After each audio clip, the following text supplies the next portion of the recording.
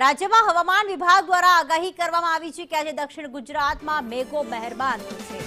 Upper air cyclonic circulation સક્રિય, જેની સીધી અસર દક્ષિણ ગુજરાતમાં જોવા મળી શકે છે। તો નવસારીમાં ભારે વરસાદની પણ સંભાવના છે। બોઈસર, વાપી, વલસાડમાં ભારે વરસાદ પડી શકે છે। સુરત સહિત અનેક ભાગોમાં ભારે વરસાદની સંભાવના। વડોદરા, ભરૂચમાં પણ હળવો વરસાદ પડી શકે છે। તો સૌરાષ્ટ્રના અનેક ભાગોમાં વરસાદની સંભાવના વ્યક્ત કરવામાં આવી છે। જૂનાગઢ, વેરાવળ, કોડીનારમાં ભારે વરસાદની શક્યતા। આજે દિવસભર મેઘરાજાનો પાવર જોવા મળશે।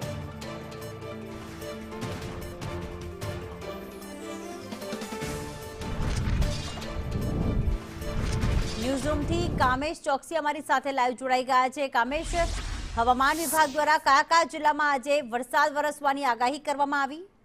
બિલકુલ ચોક્કસથી પ્રીતિ આપને જણાવી દઉં કે રાજ્યના ધરતીપુત્રો માટે ખૂબ સારા સમાચાર આવી રહ્યા છે અને તે સમાચારની જો વાત કરવામાં આવે તો 24 કલાકમાં 172 તાલુકાઓમાં ખૂબ સારો વરસાદ નોંધાયો છે।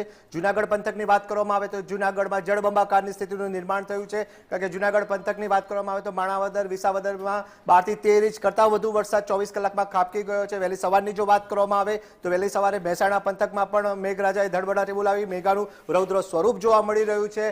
કહી શકાશે કે 2 કલાકમાં સરેરાશ 4 ઇંચ કરતાં વધુ વરસાદ પડી ગયો છે। આજની સ્થિતિ કેવી છે, કઈ બાજુ આજે મેઘરાજા ધડબડાટી બોલાવશે? ગઈકાલે સૌરાષ્ટ્રનો વારો હતો, આજે દક્ષિણ ગુજરાતનો વારો હોય એવી સંભાવના વ્યક્ત કરવામાં આવી છે। આપણે શું સ્થિતિ બની રહી છે, ક્યાં ભારે વરસાદ પડી શકે છે તે વિંડીના માધ્યમ દ્વારા સમજીશું। અત્યારે સ્થિતિની જો વાત કરવામાં આવે તો જેવી રીતના અત્યારે આપણે સ્પષ્ટપણે જોઈ શકીએ છીએ કે મુંબઈની વાત કરવામાં આવે સૌપ્રથમ તો મુંબઈમાં જેવી રીતના સિસ્ટમ એક્ટિવ બતાવવા જોવા મળી રહી છે ને તે રીતના મુંબઈના અનેક ભાગોમાં કહી શકાય કે ગઈકાલથી જ વરસાદ વરસી રહ્યો છે। તેની સીધી અસર ધીરે ધીરે આગળ વધતા જોઈ શકાય છે કે બોઈસર સહિતના ભાગોમાં જોવા મળી રહી છે। અપર એર સાયક્લોનિક સિસ્ટમ સક્રિય થઈ ગઈ છે અને જેને લઈને હવે કહી શકાય કે ખૂબ સારો વરસાદ પડી રહ્યો છે।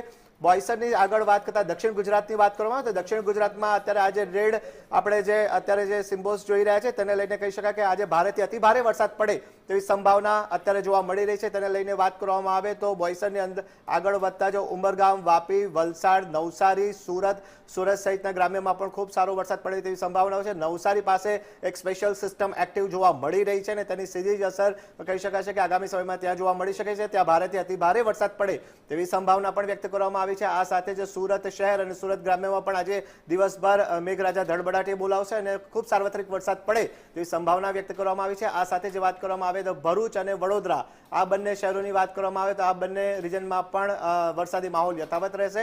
આ તો દક્ષિણ ગુજરાતના પટ્ટાની વાત સિસ્ટમમાં સ્પષ્ટપણે જોઈ શકાય છે કે દક્ષિણ ગુજરાતમાં આજે ભારેથી અતિ ભારે વરસાદની સંભાવનાને નકારી શકાય તેમ નથી। આ સાથે જે વાત કરવામાં આવે અમદાવાદની તો અમદાવાદમાં આજે દિવસભર વાદળછાયું વાતાવરણ રહેશે, હળવો વરસાદ પડે તેવી સંભાવના વ્યક્ત કરવામાં આવી છે। આ સાથે જે સૌરાષ્ટ્રની વાત કરવામાં આવે તો સૌરાષ્ટ્રનો જે દરિયાકાંઠો જે છે કોસ્ટલ બેલ્ટનો જે એરિયા જે છે ત્યાં આગળ આજે દિવસભર વરસાદી ઝાપટા પડે તેવી સંભાવના છે। આ સાથે જ વાત કરવામાં આવે જૂનાગઢની તો જૂનાગઢમાં પણ આજે મેઘરાજાનું જોર યથાવત જોવા મળી શકે છે। આ સાથે જ વાત કરવામાં આવે દરિયાકાંઠાની તો ત્યાં આગળ જૂનાગઢથી આગળ વધતા રાજકોટમાં વરસાદી માહોલ રહેશે। જૂનાગઢમાં ભારે વરસાદની સંભાવના યથાવત। આ સાથે જ વેરાવળની વાત કરવામાં આવે, ગીર સોમનાથ પંથકની વાત કરવામાં આવે તો ત્યાં આગળ પણ આજે દિવસભર વરસાદી ઝાપટા પડે તેવી સંભાવના વ્યક્ત કરાઈ છે। આ સાથે જ વાત કરવામાં આવે ભાવનગર પંથકની અને મહુવાની તો ત્યાં આગળ પણ આજે વરસાદી માહોલ યથાવત જોવા મળશે। આ સાથે જે વાત કરવામાં આવે